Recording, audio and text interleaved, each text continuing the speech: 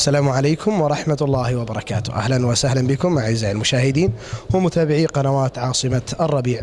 عاصمة الربيع كالعادة متواجدة اليوم في فندق المنصورة جراند، حيث ملتقى مثقفي حفر الباطن الذي عقد للمرة الرابعة أعتقد.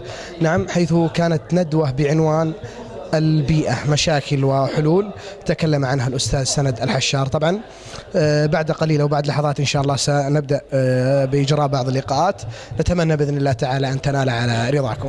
مرة أخرى أعزائي المشاهدين أهلا وسهلا بكم معي في هذا اللقاء أيضا من الكويت الشقيقة الأستاذ لافي السمحان. حياك الله لافي. يا هلا، حياك الله. لافي، أنا قبل أجي قالوا لي لافي ترى إعلامي رياضي. نعم رياض. بسألك أول شيء، أنت من أهل الكويت قدساوي ولا عرباوي؟ لا، أشجع العميد كويتاوي. وعندنا في السعودية تشجع من؟ والله السعودية تميل لمن يعني؟ أميل للشرقاوية، يعني تشجع نادي الباطن إن شاء الله. إن شاء الله.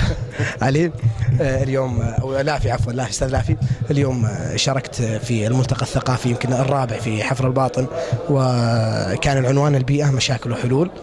أنا أبغى الأستاذ لافي بعد هالمحاضرة تغيرت عنده بعض المفاهيم؟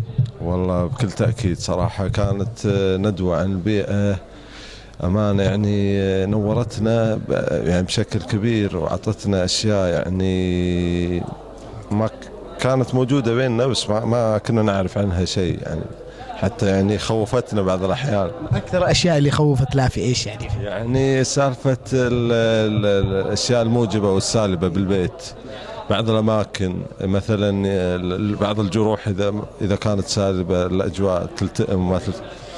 فيعني فكرت حتى يعني عندنا شيبان وأشياء مرات يطولون الجروح عندنا. لا، في بسألك أنت، مثل هالندوات هذه تعتقد أن في حاجة لها بكثرة، أو أنها وبرضو أنه ما في اهتمام إعلامي كبير في مثل هالندوات؟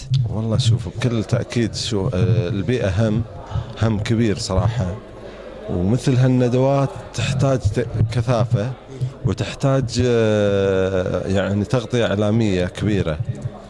يعني أنا بالعكس أشوف لو أن الإعلام أو الجهات الإعلامية تهتم بهذا البيئة، مثلا البيئة يعني بيئة شيء كبير، تهتم فيها وتعطي توعية كاملة للمواطنين والناس، يعني هذه نفس هذه يعني هي المحتاجة توعية.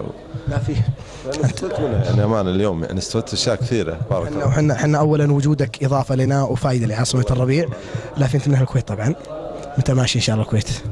إن شاء الله بعد الندوة، بعد اللقاء على طول يعني. بإذن الله. يلا توصل بالسلامة لافي، يعطيك ألف عافية حبيبي. بارك الله فيكم، أشكركم وأشكر جميع العاملين بهالندوة وهالملتقى، وحتى أشكر صاحب الندوة اليوم الأخ سند، وأشكركم جميعا وجميع أفراد اللجنة الإعلامية. بارك الله فيكم. شكرا لافي، توصل بالسلامة حبيبي، يعطيك ألف عافية.